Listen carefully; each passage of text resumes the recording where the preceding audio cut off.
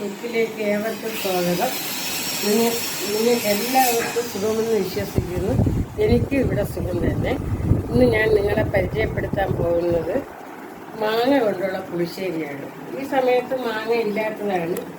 എനിക്ക് 2 മാങ്ങ കിട്ടി. അതുകൊണ്ട് ഞാൻ വിചാരിച്ചു നിങ്ങളെ മാങ്ങ പുളിശ്ശേരി ചെയ്ത് കാണിക്കാറുണ്ട്. ഇത് നാട്ടുമാങ്ങയാണ്. ഇതിന് ചേർക്കേണ്ട ചേരുവകൾ തേങ്ങ, മഞ്ഞപ്പൊടി, ഒരു ചെറിയ ഉള്ളി, ഒരു നുള്ളു ജീരകം. അത് ആവശ്യമുണ്ടെങ്കിൽ മാത്രം. ചിലവർക്ക് ജീരകത്തിൻ്റെ ചവ ഇഷ്ടം കാണുകയില്ല, അവരത് ചേർക്കണ്ട. ശകല ഉപ്പ്, പഞ്ചസാര, മോര്. ഇത്രയാണ് ഈ മാങ്ങാ പുളിശ്ശേരിക്ക് വേണ്ട ചേരുവകൾ. നല്ല രീതിയിൽ നമ്മൾ മാങ്ങാ പുളിശ്ശേരി വയ്ക്കുകയാണെങ്കിൽ ആ മാങ്ങാ പുളിശ്ശേരിയും ഒരു അച്ചാറും ഉണ്ടെങ്കിൽ നമുക്ക് നല്ല രീതിയിൽ ആഹാരം കഴിക്കാം. നല്ലവണ്ണം ചോറും. ഇനി എൻ്റെ കിച്ചൺ വീഡിയോയിലോട്ട് ഞാൻ പോവുകയാണ്. ബാക്കി മാങ്ങാപ്പഴം വേവിച്ച് വെച്ചേക്കുന്നതിലേക്ക് തേങ്ങാപ്പാൽ വീത്തുകയാണ് ഞാൻ.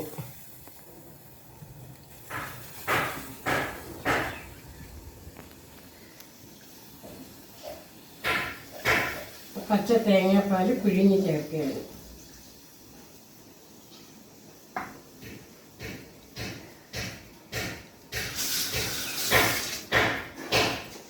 ഇതിൻ്റെ കൂടെ ശകലം മഞ്ഞൾപ്പൊടി കൂടി ചേർക്കുകയാണ്. അതാ മഞ്ഞൾപ്പൊടി.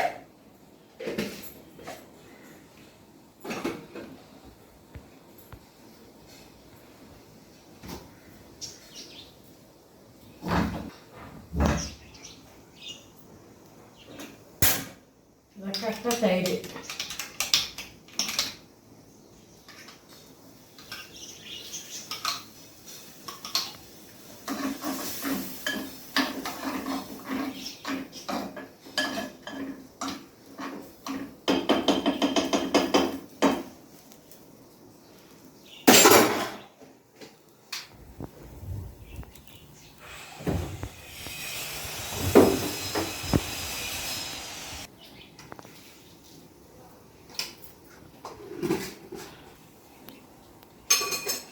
കടു താളിക്കാൻ പോവുകയാണ് മാങ്ങാ പുളിശ്ശേരിക്ക്.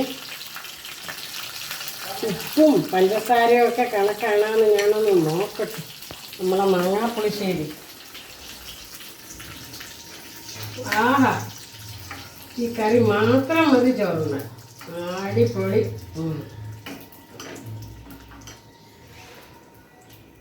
നല്ല ടേസ്റ്റ്.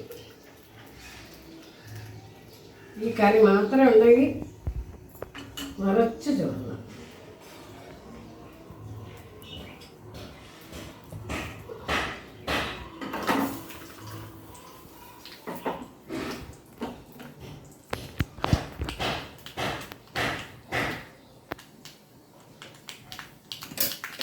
ഞങ്ങളാ മാങ്ങാ പുളിശ്ശേരി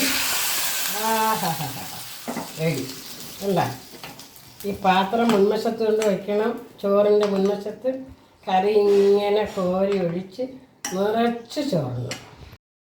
പണ്ടൊക്കെ എൻ്റെ ചെറുപ്പ സമയത്തൊക്കെ എൻ്റെ അമ്മ ഞങ്ങളുടെ വീട്ടിൻ്റെ മുൻവശത്തൊക്കെ നല്ല നാട്ടുമാവുകളുണ്ട്. ഈ നാട്ടുമാവിൽ നിന്നൊക്കെ മാങ്ങ ഇങ്ങനെ തൊഴിഞ്ഞുകൊണ്ടിരിക്കും. ഞങ്ങളുടെ അമ്മ അത് പറിച്ച് കറിയൊക്കെ വെച്ച് ഞങ്ങൾക്ക് തന്ന ഓർമ്മ ഈ മാങ്ങ പുളിശ്ശേരി വെച്ചപ്പോൾ എനിക്ക് ഓർമ്മ വരുന്നു.